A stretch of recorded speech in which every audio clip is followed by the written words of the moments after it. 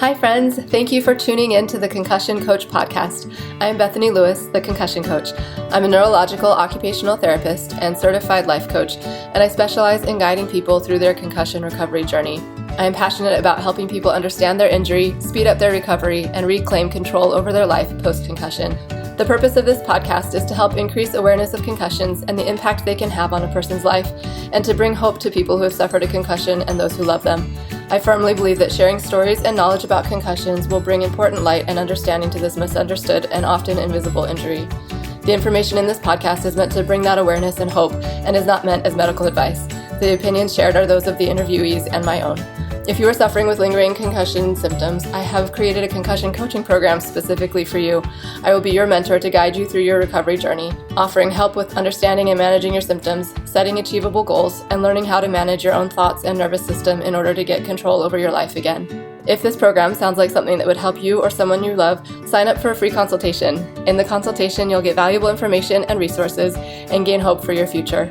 Sign up for your free consultation at the link in the show notes or at my website, www.theconcussioncoach.com. Hi, friends. Welcome back to the Concussion Coach podcast. Today, I get to introduce you to someone who is doing some beautiful work in the concussion space, Stacey Smith. Stacey is a former political fundraising consultant, certified holistic wellness coach, author of the Concussion Companion, the real-world guide to navigating recovery with confidence and clarity, and founder of the Concussion Recovery Blueprint program and community. After suffering a life-altering concussion in 2019, Stacey began sharing her personal story and the tools, resources, and research that helped her the most during her long recovery. This evolved into a #1 new release book and her signature coaching program. She now inspires people all over the world, sharing her story and resources online, and works with clients one-on-one inside the Concussion Recovery Blueprint program, providing hands-on support, coaching, and community. Stacey is a personal growth junkie. She lives in Des Moines, Iowa, and when she's not writing or creating new resources, you can find her dreaming up her next travel adventure or burning through an ever-growing list of audiobooks. I feel you on that. Oh my gosh, my list is so long. So welcome, Stacey. I'm so excited that you're here and to get to chat with you and learn more of your wisdom. Thank you. Me too. Thank you so much for having me. It is such a joy to be here. Yay. Well, I am legitimately excited for this conversation. So why don't we jump right in? Let's start with having you tell us a little bit more about you. You're in Iowa now, but where are you from and what do you love? Oh my gosh. Where am I from and what do I love? I am originally from Eden Prairie, Minnesota. So I'm from the Twin Cities. That is where I'm originally from. My adult home is Chicago. I left the Twin Cities after high school. I was in Chicago for a while. Then I was in Washington, D.C. and New York City for work. I eventually was ready to put down roots. So I moved back to Chicago. That was my adult home. And after my injury, I moved to Des Moines, where I live now, because this is where my family is and my people are. So now that I'm better and thriving, I never expected to find myself living in Iowa, but I love it. I love being with my family. I love being with my people, and it's awesome to be here. That is wonderful. What do I love? Oh my gosh, that's a big question. I love sharing about my story. I love helping people through recovery. I love being healthy and happy. I love the life that has unfolded for me on the other side of my injury, which has just been one of the biggest blessings of my life. Oh, that's so beautiful. And I feel like we're kindred spirits. We're going to get along really well here. And I love, let's hear about your story. I want to hear and have you share about this. So tell us about your injury. How long ago was it? What happened? Yeah. So my injury was in the summer of 2019, July 2019. So we're coming up on 5 years. I fell water skiing. I was on vacation with my family up in northern Minnesota. Fell water skiing, hit the front of my head on the water, did not lose consciousness or anything like that. Came up, saw stars. The first time I ever understood the words like, oh, yeah, okay, you actually do see stars. Like that's a thing. Was winded and discombobulated. It's funny. My first two thoughts were, are my earrings still in? So I checked my earrings. They were. It was these earrings. These are my ride or die pearls. And is my life jacket still zipped? And my life jacket was not still zipped. It had come unzipped from the impact of the fall. So came back up, winded, stars, holy, what happened? Zipped the life jacket, put my skis back on and was like, all right, hit it. Like, let's finish out this run. Again. Oh my gosh. It was so awful. When we got back to the dock, and it's funny, gosh, this is the first time I really told this story in depth, and I write about it in the first chapter of my book, and it's like I'm hearing myself verbatim what I wrote, but it's like, man, I'm just kind of reliving it.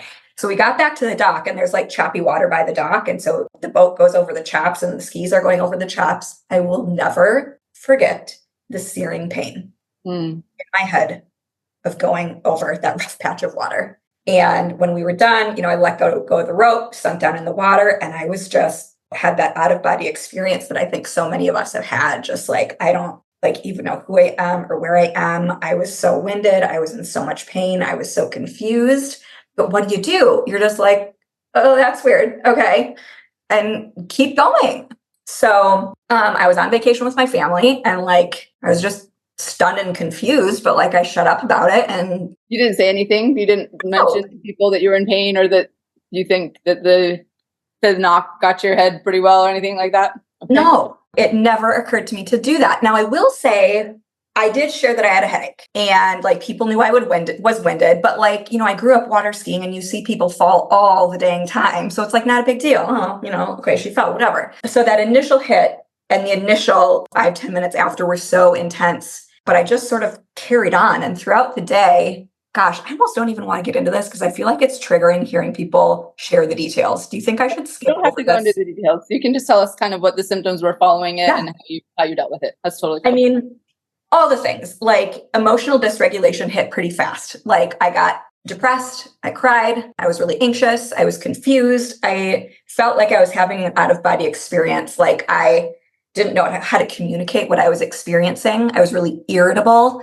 I am a super people person, and people would talk to me and I would just be confused. I wouldn't even know how to engage in conversation, or I would just be irritated and have to walk away. I remember we were sitting out at a campfire that night, and I just couldn't even process the conversations, and I just had to get up and go to bed. So that went on for a couple of days while we were still up at the lake. And then I actually drove myself back home to Chicago, which is an 11-hour plus drive. I was in searing pain. I had been crying myself to sleep for nights, and it never occurred to me to say, this is really bad. It just never occurred to me. Do you think that's because of the injury specifically? I think it's because of the injury, and I think it's because I am a high achiever. I was a very successful professional single woman living by myself, and I don't know, I was on vacation. I did communicate repeatedly that I had a headache and that I was kind of nauseous. I was like, well, I guess I'll take some Advil. But I didn't want my people to know how much I was struggling. And I also think I didn't see another way. I didn't see that if I had communicated it, it could have been different. And I do attribute a lot of that to the injury. Mm-hmm. So kind of a mess, drove myself home. I joke that there was a massive squad of guardian angels calling in for backup. We got one going rogue here. We got to get this one home safe. And they did it. They pulled it off. So I got home, and when I went back to work that Monday, I tried to go back to work. I was working from home, but my brain just wasn't working. I was coming up against all those cognitive barriers of just my brain is not working. And I was like, oh, well, probably because I just got back from vacation. So after a couple of days, a friend of mine who was a teacher was actually I have a concussion. And I was like, what's that? I'm not kidding you. I Googled it. What is a concussion? And then I called my mom, who's a nurse, and was like, so Evan just suggested this. What do you think? And she's like, oh my gosh, yes. How did I not see this?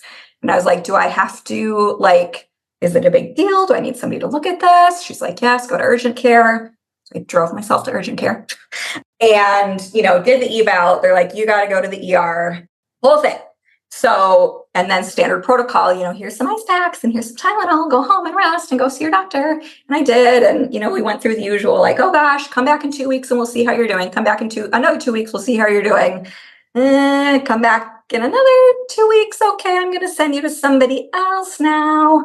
And then that person says, come back in another 2 weeks, come back in another 2 weeks. Ooh, I'm going to send you to somebody else now. So I ended up taking 3 months off of work. Completely.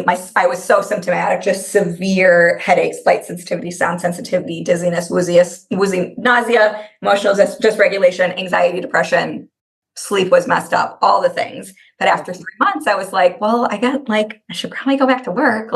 People don't just not work. So I tried to go back to work part-time. It did not go well. After a couple of months, I backed off to more part-time hours. That still was not going well. And when I say not going well, I think most people understand that meant just severely increased symptoms. I was forcing myself to go to the office and do this. and I looked fine, but then I would get home and just sob. Sometimes at the office, people would ask me how I was doing, and I did not have emotional regulation, and I would just cry at the office. And I worked in a very high level environment. I was a political consultant. I worked with high ranking elected officials, CEOs of companies, major philanthropists, and I could not keep my tears inside my face. But I was able to smile and I was able to do it. And then I would get home and just crash. So after a while, I hit a breaking point, and I talk more about this in the book. I actually had an experience in meditation, which I used for pain management. I felt myself laying face down on what felt like the floor of the universe. I was just so far down. I was in so much pain. I was so tired. I had nothing left. And in that meditation, it felt like I was on the floor of the universe. And on the other side of that, was the other side. And I knew I was not meant to go there, but I also knew I did not have anything left. I was done.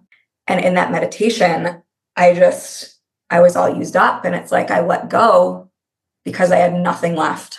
And I felt myself in that moment float back up. And after that, I just understood, I would do anything that it took at that point to get better. I was finally willing to stop working. I would sell my car for money. I would do whatever it took. But also that because I had been pushing so hard that I was blocking my healing. And I finally got that in that moment. I've been going to so many appointments and taking so many medication, multiple PT appointments a week, and acupuncture and dry needling. And at this point, that was like a year and a half post-injury, I think. And it was finally okay, enough is enough. And that was at the point where I let go, and I sort of finally allowed that, okay, something has to change. And from then on, everything did change for me. That's when I decided I was going to write my book. I was going to do all the things, but that's really when I made some changes to start getting better. The thing is, though, I still incrementally backed off and continued working a bit. I was just trying to hang on through one more contractual agreement to get through the end of that. And my solution at the time was to continue taking new migraine medications, which is what my neurologist thought that I needed to keep getting better. And I was kind of okay, I'm just going to keep hanging on a little bit longer. And I got into a situation. We still don't know exactly what happened. We think that it was an interaction, or it's just a matter of being over-medicated. I ended up in severe mania. I was in a state of full-on psychosis. I was taken by ambulance to an emergency room. I was tied to a bed with restraints. I was sedated. It is the scariest, most unimaginable thing that has happened to me in my life. We could spend a whole nother episode on that. So partially, I'm also an advocate about mania and people with bipolar disorder and just that experience, because that happened to me. Mm-hmm. And it's really thought that that was a result of being over-medicated. So when that happened, that's when it was really game over. So it was very complex to unwind. And was admitted to the hospital. Then I was released. It took 3 different trips to the emergency room, multiple sets of doctors, another inpatient stay before they were okay, this is mania. I got transferred to a psych unit. I was there for a couple weeks using medication to get the mania under control. Finally got sent home. That's when it was okay, can't do this anymore. Really, literally. So I was taking off all the medication so my body could relax, quit my job, sold my house, let my friends and family pack my condo, put me in the car, and drive me to Iowa. Oh my gosh. And that's where I really started to heal. Wow, Stacey, that is intense. All of that, so intense. And I have so many questions for you. Wow. Okay. Thank you for sharing that. And let's come back a little bit, if that's okay, from the beginning. You said that you had an out-of-body experience, and you mentioned that a couple of times. Can you explain to us a little bit more about what that felt like, what you mean by that? Did you literally feel like you were not in your body, you're out of it looking down, or was it more of a just you didn't know who you were kind of thing? I think it was more a feeling of detachment. I remember kind of getting back to the dock and being really winded, and it was almost like I was just not in my body. And to me, that was kind of cognitive detachment, if that makes sense. I just was, I guess, my brain was detached from what was actually going on. It was just there was a separation. Okay. Yeah, because I have heard people used that phrase before, and I'm just curious how it manifests for you and what. It's interesting. I have a couple of clients now who speak to that, and it's still present for them years post-injury. And one of them, vision therapy, got that fixed like overnight with a pair of new glasses. But for me, I think it was the initial just kind of shock and maybe my body adjusting to, I don't know if it was that, chemical cascade that happens or what it was, but I almost want to say it was shock. How long did it last for you? Man, now that I'm thinking about it, a long time, longer than I realized. Was it like a constant thing or months? Now that I'm thinking about it, I don't know when it went away, but I'm like picturing myself going to different doctor's appointments, and like I can picture myself, sitting in the room and talking, but like feeling like there was a part of myself that was just disconnected. It was because I was just so dazed. And was it a constant feeling of that, or did it come in like spurts? I think it was constant. I've never actually dug into this and thought about that. Truly. Okay. It's interesting. When you said that, it made me think about The Ghost in My Brain. Have you read that book? So no, it's on the ever-growing list of audiobooks. Okay. Yes, I finally listened to it recently. So I have it, and I started listening to it. And I will say, sometimes you start listening to something that's like you're not ready for it yet. So I kind of made that comment when I was sharing my story, like this might be heavier and more intense than people are ready to hear. So like anybody listening, I really truly hope that was not too triggering or too intense. Yeah, no, I appreciate that comment. And I think that is important to throw out there as well. Like I've felt that too, during certain times, feeling like one subject matter may not be the one to listen to at that moment. So come back to it later. But in that book, he talks about feeling like, like a almost, I don't know, different person, or like I think that is a not uncommon thing with a severe concussion, or this experience can be that detachment, that out of body experience is really interesting and I think very common. So thank you. I'm bumping that book up on my list. Also, I've wanted to do some sort of like recovery book club, so maybe we should make that a thing, and like we can all. I like it. That's such a great idea. Okay, pin that. That's great. I like that. I'm curious. You said that your friend was the first one that threw out the idea of a concussion to you. How did she know? Like, had you mentioned to her some of the things that you were experiencing? Finally, talk to somebody, or did she notice in you? Like, how did that come about? Just, I don't know, a blessing. So he's a teacher, and we had dinner plans, and he was my neighbor. And he reached out I don't know, whatever. We had dinner plans and I canceled them because I was feeling so terrible. And I was like, hey, so sorry. I just have this really bad headache. I fell when I was in Minnesota last week, and I just really don't feel good. Like, I've had this headache ever since, and I just don't feel good. And I guess I need to cancel. And he stopped over my place. I don't know if he dropped something off or what it was, but I was reliving this. And I remember being like, I fell, I have this headache, and I just don't feel good. And he's like, you might have a concussion. And that's when I was literally like, what? BRB, got to Google that. But he's a teacher, and teachers know about these things. Yes, that's true. They don't teach you about this in politics. It does not come up. Oh, that's amazing. All right. Well, thank goodness for your friend. Evan Trad. I love you forever and ever. Amen. Yeah, seriously.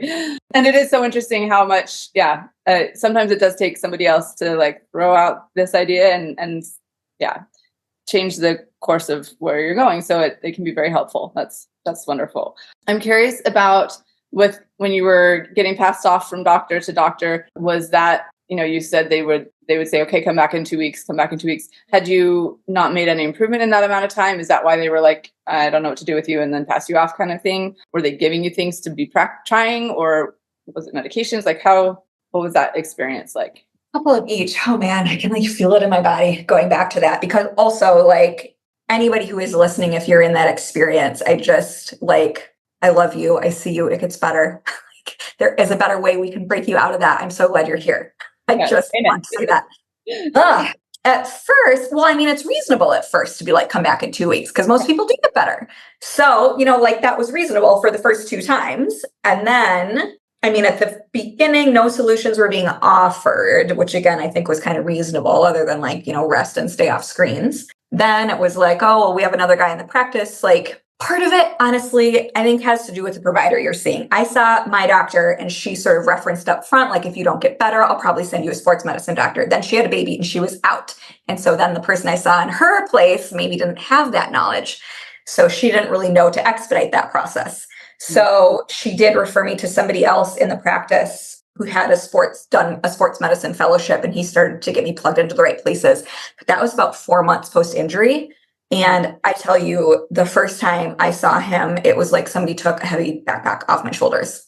It was like the first time that somebody, I remember, asked me the right questions. Yep. Yes. I was like, oh my gosh, he gets it. But in that time, like a friend of a friend was a physical therapist and was like, oh, well, we should get her into PT. Like, okay. Like nobody had suggested that to me, including, I think 3 months in, I went to my first neurologist and they just offered medication for migraines. And at the time, I was thrilled. I was like, oh my gosh, she gets it. Yes, this is what I need. And I didn't realize until later that was not what I needed. So anyway, I had been working with a PT. She was sort of a non-traditional holistic PT. She was helping me.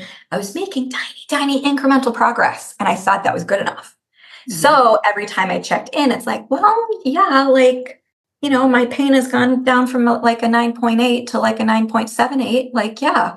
And I thought that was good enough. I didn't know.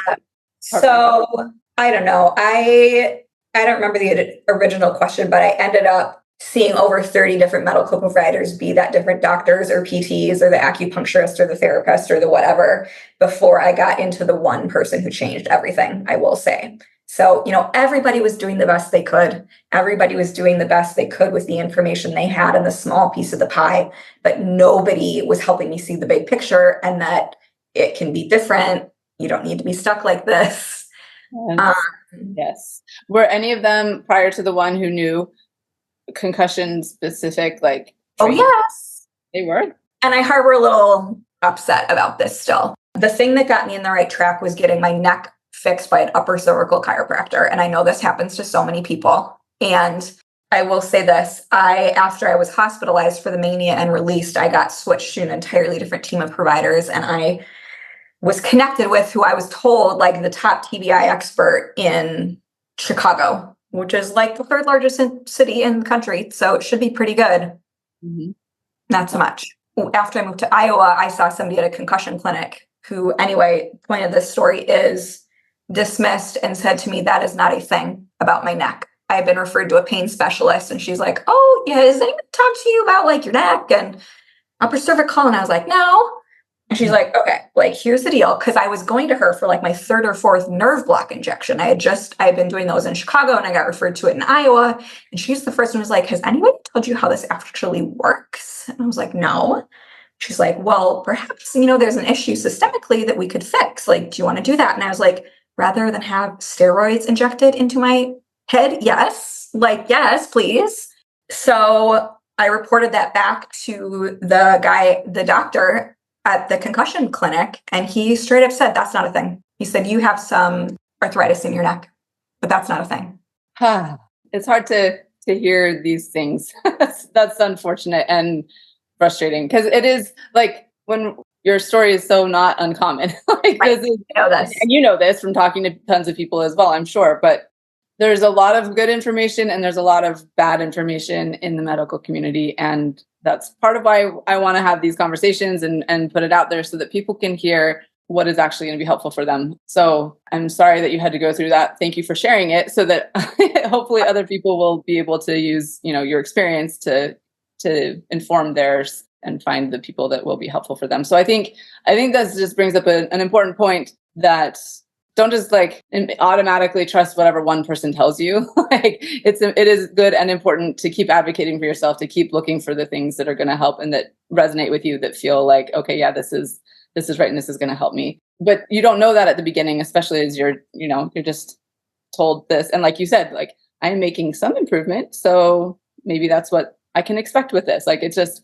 we don't know what we don't know. So Thank you for sharing all of that. And I think what I want to say to all that too is listen to your body. Like my body was telling me something is wrong. This is not working. This is not good enough. And listen to your body. Yes. Listen to your body, which can be hard to do. And like, what does that even mean? Right. So that's absolutely, you're right. That was maybe a little glib, but yeah, like, yes, it's okay if you feel like you're not making enough progress, or maybe one provider doesn't have every answer, to seek a second or a third opinion, or go to Instagram for answers, which a lot of people do, which is hilarious, but like, it's where we are. And, right. Here we are. Yes, no, seriously. And I think I'm not trying to dismiss what you said, because it is important to listen to your body. It's just, it is hard to figure that out. And what does that mean? But I think what that can mean is when your body's like, no, we're still not getting better. That means, okay, let's keep looking. And or if somebody is just giving you like a hard stop or a hard no, or like this is the only, or like I know everything, like no, dude, nobody knows everything. None of us know what we don't know. So like you, regardless of what any provider tells you, you are always and still in the driver's seat. You get to choose what feels good to you, and you get to choose. Yeah. Yeah, no, that's so important. Like I think that is key too. Like there is so much that we don't know and that we're still learning and that we're working on. And so this is, if somebody tells you that's not a thing, that might not be, you could keep looking. Yeah. For sure. So it sounds like you didn't know a lot about concussions prior to this experience. So, and I think you probably mentioned a few things here, but was there anything about this experience of a concussion that surprised you? Or I don't know, maybe all of it. What the hell was happening? Everything was surprising. The language. All of it. I mean, okay. Is there anything that surprised me? How intense the symptoms and the pain were, how intense the cognitive dysfunction was, how intense the emotional dysregulation was, how intense the overwhelm was, how sensitive my body was to everything, just like the level of sensitivity to light and noise and sound, and the simple things that could trigger a panic attack, or like to the point of hyperventilation. So that surprised me. And then B, how little information and resources are out there. Are you kidding me? What? Now, I will say my injury was 5 years ago. And since then, so much new stuff has come out. So much, which I just think is incredible. And I'm so grateful for all of that. Like, I think we are entering a new era in concussion recovery. But just how difficult it is to find the help and the guidance that you need. Also, that you can look totally fine and be so totally not fine. Like, it was wild to me that I could go to a cocktail reception at work with 100 people and be running the show and running the room and smiling, and then turn around and have a panic attack and cry, and then wipe it all off and suck it up and turn around and be right back on. Then go home and cry and be in bed for 2 weeks. Oh my gosh. But when I was in that room, could I do it? Absolutely. Were you in the room too when you had the panic attack? Like you turned around, like you didn't even leave the room? Oh, what I remember, I'm thinking of one event in particular. A friend of mine who I knew from campaigns for years, who was like a safe person for me, he was there. And I don't know if he knew what happened, but we were like in, the throng of people. And he was like, "How are you?" And I just started crying. I couldn't hold it in. And then I was like, "Oh boy, got to get it together." So I like buttoned it all up and went over to like the front of the room where we had our staff. And one of my coworkers was there, and I think she could see it. And she was like, "How you doing?" And I don't think I could even say anything because I knew it would all fall out. And I just like shook my head. And she's like, "Do you need to go?" And I was just like, "Yeah." But, I know so many people who, you go out and you can look fine. And whether or not, you're in a situation where you're forcing yourself through at work, but like think about football players who are forcing themselves through back on the field. That does not mean they are not having this major internal chaos that we are all experiencing. You can demand of yourself to make it happen. The stories of people lifting a car to get their child out from underneath. Adrenaline can make you do a lot of things, but it does not mean you're okay. And it does not mean there isn't a price to pay on the other side of that. Yep. Very well said. Very well said. Okay, so I'm curious too, if you don't mind, and again, we don't have to spend a lot of time on this, but the mania aspect of it. So I love your story about the meditation too, like what happened with that meditation and kind of like letting go, acceptance, like, okay, we're going to make things change from here on out. After that though, it was when the mania hit, and that was like kind of the real hard stop of all of the other things that you're doing. But with that, it was due to the medications? Did they know that it was due to the medications? Or? We don't actually know. That is sort of seems most likely. There's just no way to actually say. Is this something you've heard? Because that's not like a common. This is not common. Nobody freak out and think this is going to happen to you. This is not a thing that really happens. Yeah, well, that's okay. That's what I was going to say. This isn't something that I've heard of as a normal thing. So that normal in relation to having a concussion. I am historically very sensitive to medications. I had some really strong reactions to a couple other medications that I had put on through recovery, like not common reactions. I have a family friend who is a psychiatrist, and we had a conversation about this, and she looked at my med list at the time, and she was like, showed me the pattern on how this could have been possible. Like I was on multiple medications from a specific class, and how adding this other one could have been sort of a spark that put it over the tipping point. I am historically sensitive to medications. It's also possible, if the TBI had caused something to be different in my brain to make me more susceptible. We don't know. Nobody knows. There is no history of mania or bipolar in my family. I don't exhibit any of the other symptoms, so nobody can say, and certainly nobody wants to be liable, I think, for saying anything is one way or another. I started working with a new psychiatrist, I don't know, a year or so ago, and I just love her, and I was telling her the story, and we were talking about, so I'm on a mood stabilizer that will help prevent that from ever happening. And we were talking about well, do you really need to be on that? Do you want to try going off? And I was like, I really am not interested in that ever happening again. Like whether or not I need it, I don't even care. I just don't even want to go there. But I asked, her opinion on does it seem like this was medication related, or does this seem like, this is true bipolar? And she's like, it certainly seems medication related. It doesn't, seem true bipolar. We'll just kind of see as things go. And I was like, well, what would that look like? She's like, well, we take you off the medication and see if it happens again. No thanks. Oh man. How long did the mania, how long was that experience? Yeah. So it really was building over the period of about a month, I would say, but I lived by myself. It was the holidays. Nobody else was with me. So there was nobody to see it building. And then I had the tipping point. So it was intense it probably took, 3 or 4 days of the multiple hospital trips. Then they took me off of my medications and it started waning, but also I was sedated so that I could sleep because I hadn't been sleeping, and that helped things get better. And then I was put on a mood stabilizer. So that squashed it and brought things down. But that process was weeks to get me stabilized. And then once I was released and sent home, I was no longer manic, but I was in such a deep state of depletion. I didn't have the swing of a deep depression, but my energy stores were so depleted. And that took many, many, many months to recover from. Which is complicated too by fatigue is one of the huge symptoms from concussion too. So I imagine that all played into it too. So that's really complicated and challenging. I'm so sorry, and I'm so glad that you're feeling so much better. Sounds like you're doing better now. Yes. That is good. So at that point, so after you were, and was it your family that took you into the hospital, or did you know it and did you take yourself? I did not know it. And I was like, yeah, it's fine. It's cool. It's all cool.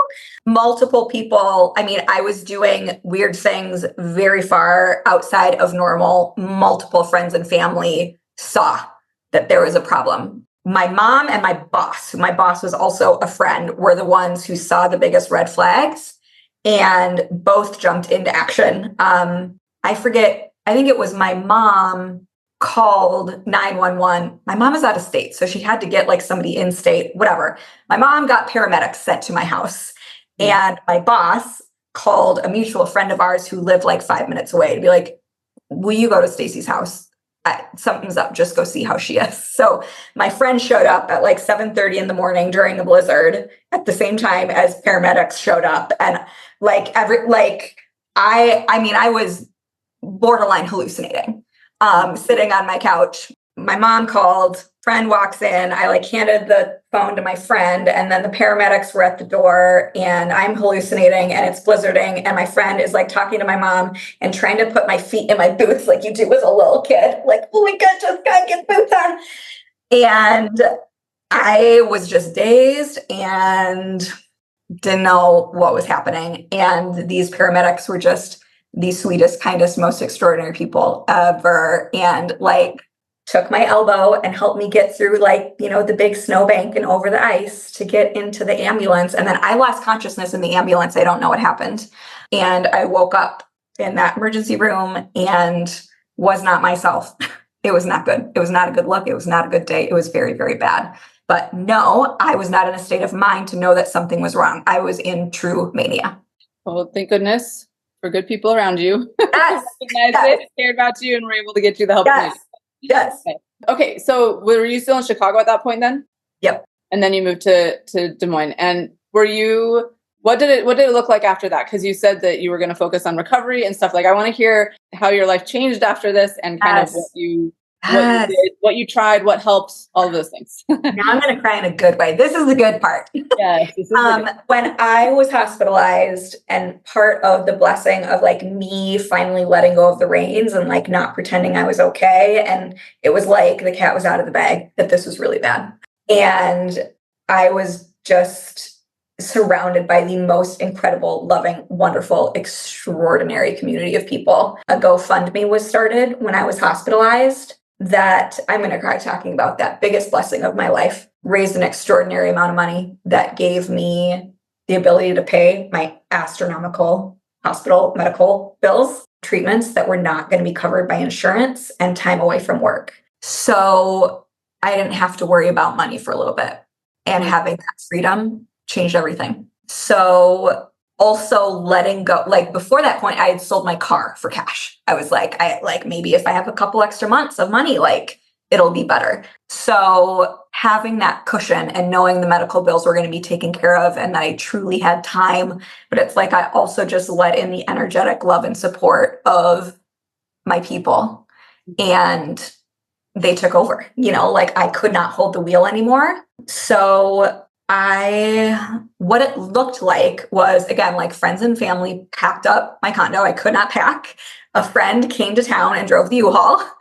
And because of the GoFundMe, I was able to rent an apartment on my own. So I was still able to have space. And I found a beautiful apartment with a beautiful view that was just peaceful and quiet and safe. And it was like my haven. And I was able to just be here and be safe and loved and taken care of and nurtured. And again, this is going to make me cry. Like I was able to live on my own with the setup of our family. It was best for me to have my own place, but I couldn't do anything by myself. Like my mom was coming over and doing my dishes. She would come and do my laundry. Like either my mom or my sister came over every day. Like I was not well. But as things got better, like I had space and peace and ease and quiet outside of the city, being with my people, just being able to sleep and be loved and taken care of and have safety and security. And the symptoms were still really bad and it was still really stressful. And I was going back to Chicago for doctor's appointments. I eventually switched. I had a really bad flare up and was trying to get into my brain guy in Chicago, and he was retiring and was passing me to another neurologist. And it's like, okay, well, the last time that happened, I ended up psychotic in the hospital. So like, don't really want to do that again. So that's when I went to the concussion clinic in Iowa. Long story short, that's the path through the next person, through the next person, through the next person that got me into the upper cervical chiropractor that changed everything. But it was still a long time. I mean, I moved to Iowa in the summer of 2020. I got into that upper cervical chiropractor in like January of 22. And then we haven't even talked about this yet, but in August of 22, I went out to the Centeno Schultz Clinic in Colorado and had a stem cell procedure on my neck, which is what actually truly changed everything for me. Like, I wasn't working yet until that happened. That stem cell procedure is what gave me my foundation to rebuild. Wow. Okay. Well, let's go there. Tell me. Yes. Okay. So for those of you, I guess, who are like, what is upper cervical chiropractic? And this is so interesting because for some people, it changes their lives and it fixes everything. And for some people, they have a bad experience and it makes them worse. So like, as with everything in concussion recovery, you have to find the right path for you, which I know is horrifying to hear. And if this is giving you a panic attack, find me on Instagram. We will talk. I will help you. Like, it will be fine. But so I have upper cervical instability. So that top bone in the neck, the atlas bone for a lot of people, gets knocked out of place with the injury. And this super specialized chiropractic technique can get that bone back in place. Once it's back in place, a lot of your symptoms start feeling better.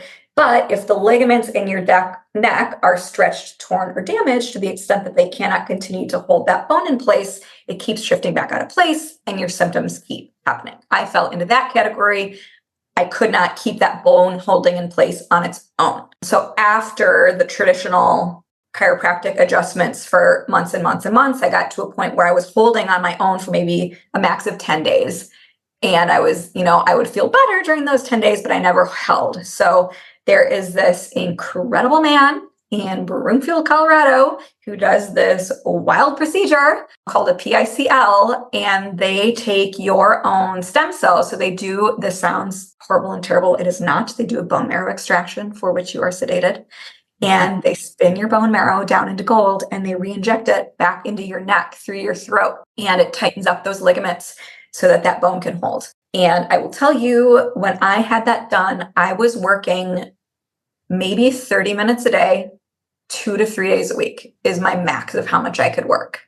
And I was very lucky. I was able to work for my old employer at a rate that worked for me. Like, do what you can when you can. And for me, that was 30 minutes a day, 2 or 3 days a week. After that first stem cell procedure, I was finally able to increase a little bit more sustainably. And then I actually went back in January of this year to have a second one done. So for me, like, the missing piece in my entire story was upper cervical care. And the golden goose was getting the stem cell thing done to actually get it tightened up and to hold in place long term. Wow. Okay. Well, this is the first time I'm hearing about this particular thing. So yeah, I appreciate you bringing this to people's awareness. And I appreciate too that you gave the caveat, like, you need to look into it seriously, like, get your own inspiration for whether this is right for you or not. Because yes, things can go either way, but it is good to know what options are out there and what has helped other people. So thank you for sharing that. Were there other things that you did or that helped in this journey? Like, what other? Meditation. Oh my gosh, meditation. Like, was there a certain type of meditation? Like, how did you get into it? Yeah. Let me first say, like, I tried everything. I did all the things, like all of the medications, all of them, like all of the migraine medications, all of the other things that they try for migraine medications, blood pressure medications. I did medical marijuana. I did, ice, heat, acupuncture. What else? All of the things. And mostly for pain management, right? Yeah. It wasn't the other symptoms that you're dealing with. Pain management. Yeah. So I guess, physical, if we're talking about treatments, like physical therapy, vestibular therapy, and vision therapy, and myofascial release, those are my other treatments that changed everything for me. Vision therapy was the other one. Once, I did neurooptometry for a while, then once my neck got straightened out, I was able to move to the actual rehab level. But all my vestibular stuff started getting straightened out once my neck was fixed. And vestibular PT was actually making me worse. Which happens for people with upper cervical instability. So, yeah, FYI. So yes, treatment wise, I've worked with so many PTs and I have loved every single one. Like, PTs are a special breed of humans.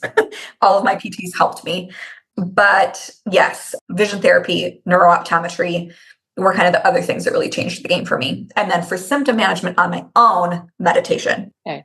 So tell us more about the meditation piece. How did you I found, so there are so many different types of meditation, and you have to find the one that works for you. This is something that I do with clients. It's like some types of meditation are just irritating. Like they're just going to make you mad and like be like, this is dumb and I hate this. And they're going to make you feel worse. So like, okay, that's not the one for you. I hate mindfulness. So many people are going to come after me, like, get away from me with that word. It gives me anxiety. I don't even like it. I just move too fast for that. No. But so many places are like, mindfulness is the answer. And I'm like, no. So if this is you too, there are still options. But for some people, like, that's what they need. So you got to find what works for you. For me, it is mantra meditation. Like, that is my thing. That is what works for me. It has changed my life. My book downloaded into my brain during meditation. My coaching program downloaded into my brain during meditation. I will occasionally be able to meditate my way out of a headache. Like, it is what calms my nervous system enough that my symptoms subside. Now, I work with a lot of different people who like a lot of different things. Like, some people have, a TBI guided meditation that they like. Some people like walking meditations. Some people like guided visualizations. I love leading people on healing visualization meditations. I think those are amazing. But the place to start is experimenting to find something that works for you. Like, there are so many different apps.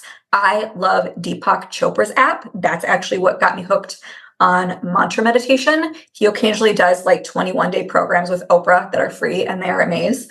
But I find that a mantra meditation just really helps calm and focus your brain. It helps you drop really deep into your body. It helps your nervous system downregulate. It just helps everything align. And for me, I can really feel like the healing energy entering my body when I finally get calm and into that alignment.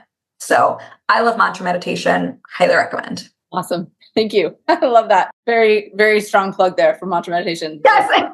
What is Deepak Chopra's app called? The Chopra app. The Chopra app. Okay. But also you can Google and things will come up on YouTube because it is a paid app. So you can find some free ones. Okay. Awesome. And also, there's so many, the Love Your Brain Foundation has amazing guided meditations. There are so many amazing free things out there. Give yourself permission to experiment and find the ones that resonate with you. And if you don't have the screen time or the brain power to do that right now, just practice wherever you are.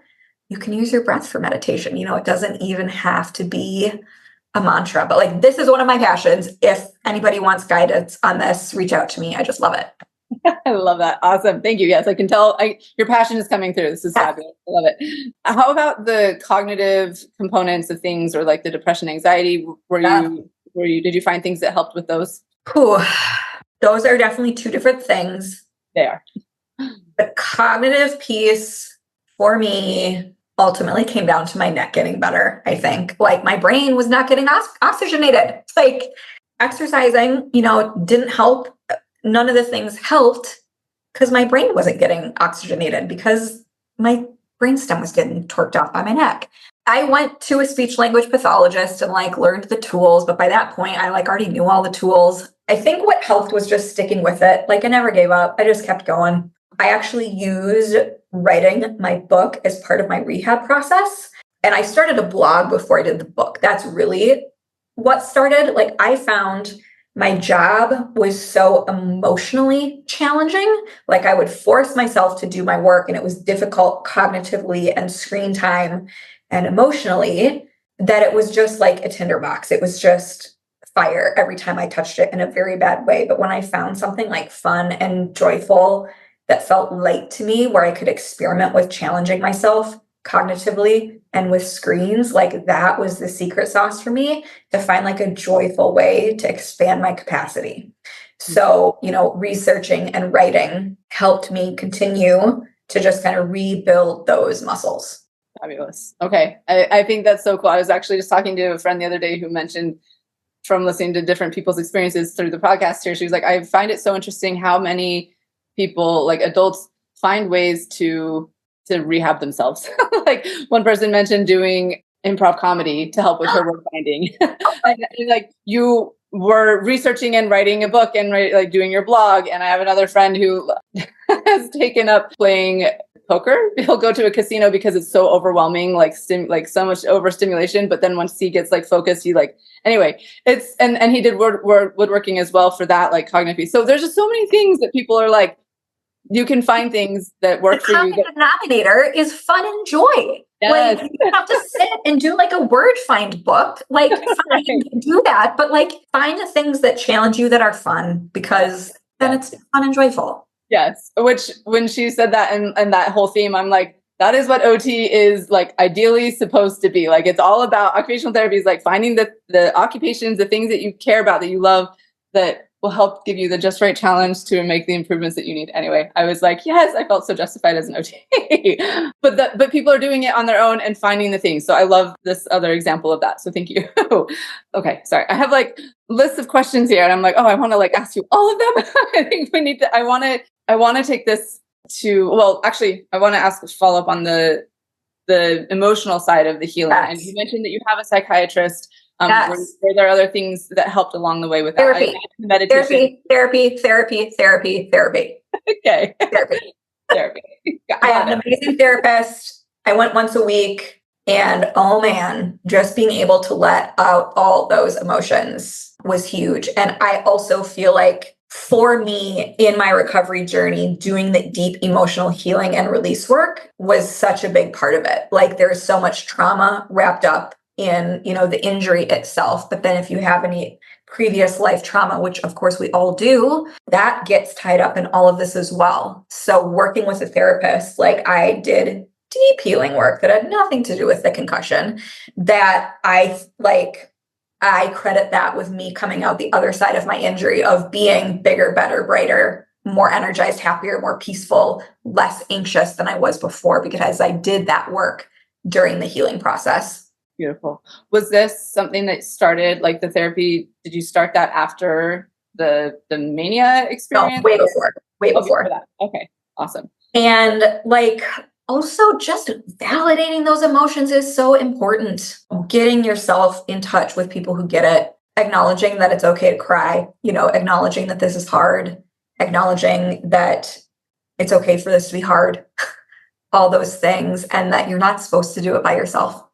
And also that, mental health challenges can come up and arise as a result of the injury, but also that old ones can be re-inflamed or triggered by the injury. And then the injury makes everything worse and perpetuates it. It is a cycle. So if you need medication now that you didn't need before, there's nothing wrong with that. There is nothing wrong with asking for help or working with a therapist. Like so many people, I think they take the physical aspects of symptoms more seriously than the emotional and mental health ones. And it's like, no, they are the same thing. Yes. Oh my gosh. Thank you for saying that. Yes.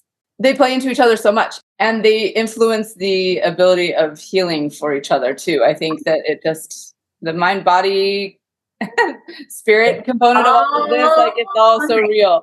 It's all so real. So just, acknowledging those things and acknowledging that they can be treated, whatever that is for you, but not seeing that as something that just has to be or is like a result of this mess. Like, no, we can do something about that. We just got to acknowledge it. Amen. Okay. Love it. Beautiful. Thank you. Okay. So I love how you have, I can see and feel your passion for all of this and how you've taken this to help other people who are going through similar things. And I think I love that. And I think it's so beautiful. And I'm curious how that came about. Like, cause you said you cut back a lot on the working, you're able to do like a tiny, tiny bit. And then you're able to, after getting the stem cell procedure done, you're able to start increasing that. What has that looked like? Are you still doing political stuff? Are you focused solely on this? Like, when did the book come in? Like, let's hear all of it. We could talk for another hour on all of that. So I know, sorry. I'm trying to decide where to go first. It's going to get a little meta. Like, I'm not at a point yet where I can say like, yes, I would choose to do this all again. It's been that difficult. I'm not ready to say that. That said, as I look back I also see this as a straight up direct blessing and answer to my prayers. And right before this injury, I had been starting to just dip my toes into the personal development world. And I was doing an exercise where you write out like 10 things that you made happen, like thinking of yourself in the future and like getting really clear on like your dream and your calling and your passions and what do you want and what are you here for. And you do this exercise in such a way that you don't get caught up in like, well, but that would never happen. And I can't see the path to that. I'm like, Right. So I was doing my things, and I remember sitting by the lake in Chicago making my list and then being like, okay, well, that will never happen. There's no path to that. And I will tell you what, I am now living the things that I wrote out, and I got that concussion 2 weeks later, and it was the fastest path to living this life. I just got like major chills. That is incredible. Wow. Wow. So I kept hold of that from the very beginning. I felt like I knew change needed to happen in my life, and I was not making it on my own, and I could feel those tugs in my soul so clearly. And I knew after this happened, it felt like this was a push to get me on that path.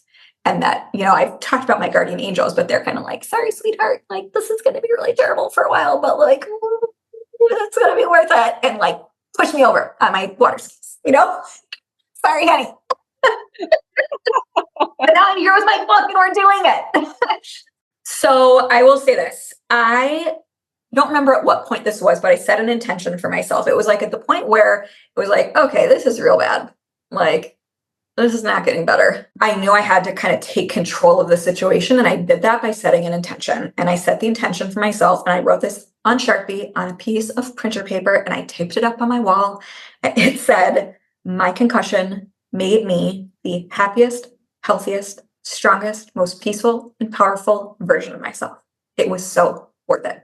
I taped that on the wall and I walked past it all day and I did my PT exercises in front of it and I committed to make it come true. And for me, that was finding a career of passion and purpose. I knew I had outgrown my career in politics. I knew I was meant to do something with service. I knew I was meant to do something with helping other people plug into their passions and their joys and their service. I knew that was my calling. And I was given an opportunity to do that now through the concussion community and through my business. Like so much of what I do with clients has to do with the identity crisis aspect of recovery. Like the first thing we do is get you feeling better. Like we make your plan and we get you feeling better. But for so many people, they're like, well, I don't even know what life looks like on the other side of this.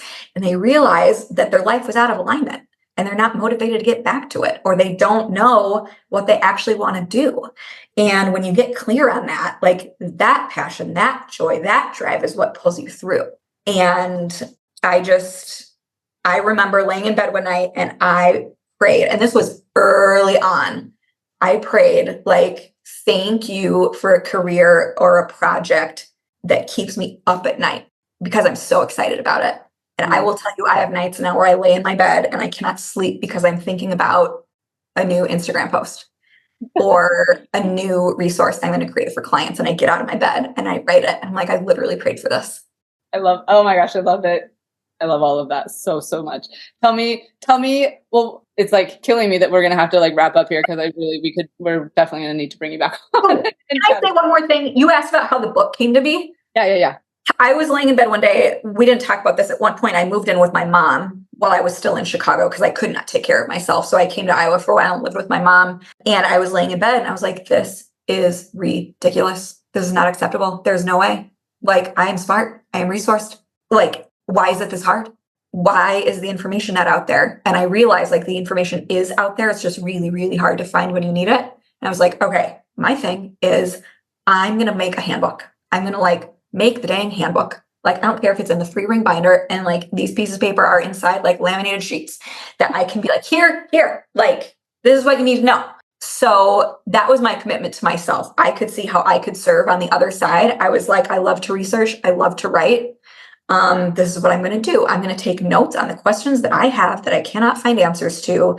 And I'm going to make it a thing on the other side. And I didn't really know. Again, I was like, well, if it's a 3-ring binder, I don't care. And I was like, well, if it's going to be a 3-ring binder, we might as well like put a pretty cover on it. So I took notes and filled notebooks over years with the questions that I had and the things I wanted to write about. And I started that once I was better. and could pick it up again. But like I had this vision of this is what I was going to do. That's the answer to that question. Beautiful. I love it. Thank you. Well, that's what I was like, we have to wrap up here, but I want you to tell us how people can like a little bit more about your book and about what you're doing in your community and like how people can get a hold of you. Okay. So you can find me on Instagram. It's my favorite place to be. I love that community. Like I value it as a community. I pay attention to every single new person who is there, but that's like the gateway and the entry point. I have a free community that you can get on that email list. I host free workshops once in a while, and it's sort of like by demand, by request. So like get hooked up, find me on Instagram, get on that inner circle list. What are you on Instagram? How do they find you? Ooh, good call, at the Concussion Companion. Okay, thank you. So from Instagram, you can get on that list, you can get a link to the book, and you can sign up to do a free strategy call with me if you're interested in working together on a one-on-one basis inside the Concussion Recovery Blueprint program. So if you're not an Instagram person, you can find the book on Amazon or go to theconcussioncompanion.com and you can find all these things there. My website, theconcussioncompanion.com. So like if you're new in recovery and just like looking for the handbook, I wrote it for you. It exists. Go find it. The Concussion Companion on Amazon. If you are supporting somebody through recovery right now, I wrote a chapter for you in this book. Like go get it. That is your starting place. If you need more help beyond that, in the Concussion Recovery Blueprint program, I work with people one-on-one and we really do 4 things. We come up with a custom plan. So like we do a deep dive. We basically dump the purse out on the table and like what's going on, what's working, what's not working, what's missing, why are you stuck, why aren't you getting better? Like providers, nutrition, exercise, mental health, supplements, mindset, nervous system, like all the things. We make your plan. Then we do symptom reduction and management. We come up with the tools that actually work for you. Then we do future mapping, which is getting you back to your life, whatever you want that to be. If that is getting back to your job, if that is starting a new business, if that is getting back to being a full-time mom, if you don't even know what it is, we get clear on that. And then we use your rehabilitation to map you out back to that. And then you get support, accountability, and community. So you work with me one-on-one, but you also get plugged into a community of other people on a similar path. We do a monthly group call each month. And it's just like the most beautiful, warm, loving, high vibe little community of people who are doing the work and elevating themselves and their lives and, you know, loving themselves through their injuries and doing everything they can to get better. So for any of that, Instagram, website, and I would love to chat. Beautiful. I love it. I love it so much. I love what you're doing. I love, again, this is like resonates with me so much. And this is so, yeah, we're meant to be good friends here. I'm so glad that the universe brought us together. And so, yes, check it out, people. This is good stuff. And I will have links to all of this in the show notes, obviously. Let me just ask you 2 more really quick questions since we do have a couple more minutes here. Tell us, like, these are some of my favorite questions to ask people. And I know that they could have long answers. So we'll bring you back on. We'll have you on for again. Okay.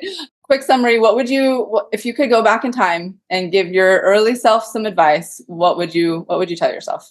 Well, my now answer is go buy this book. Like yes. If this book existed, go buy this book. This would have changed everything for me. And the book is called The Concussion Companion. Everybody. The Concussion Companion. Yes. Okay. What I would say to myself is just, I love you, sweetheart. It's going to be okay. This is going to be really hard, but it's going to be okay. I think that's important for people to hear always. Beautiful. And what advice do you have? I know you have a whole chapter on it, so we can't get into all of it, but what general advice do you have for someone who's loving and supporting someone who's dealing with something like this? It sounds like you had a great community around you, your mom, your sister, your other friends and family. What would you say to them? Educate yourself on behalf of your loved one. Like, they can't do the research. They can't communicate what they're experiencing. So yes, all the hands-on support and help. And again, there is a chapter in the book on this, like the things that I needed that I couldn't communicate how to ask for because I didn't even understand it. Like that's laid out in the book, but just do the research on their behalf, love them and believe them and lift them up. Like they're in such a dark, difficult place right now. And you can be the safety net that holds them up. Thank you for sharing that. That's something that I hear a lot through this when I ask this question is, having the loved ones, if the loved ones can do the research, figure it out, learn about it and believe the person, then that makes all the difference. So that's That's key. Thank you for sharing that.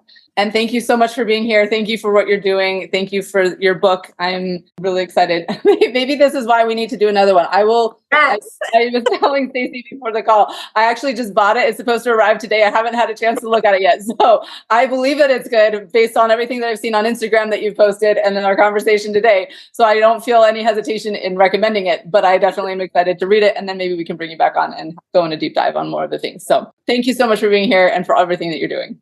It's my pleasure. I'm so glad you listened in today. I hope you have gained some helpful insights and inspiration regarding dealing with and recovering from concussions. My goal is to create more awareness and education about concussions and the fact that there is so much that can be done to improve life after someone has had one. Help me spread the message by liking, commenting, rating, and subscribing to this podcast, and share it with others who would benefit from hearing it. There are more resources available on my website.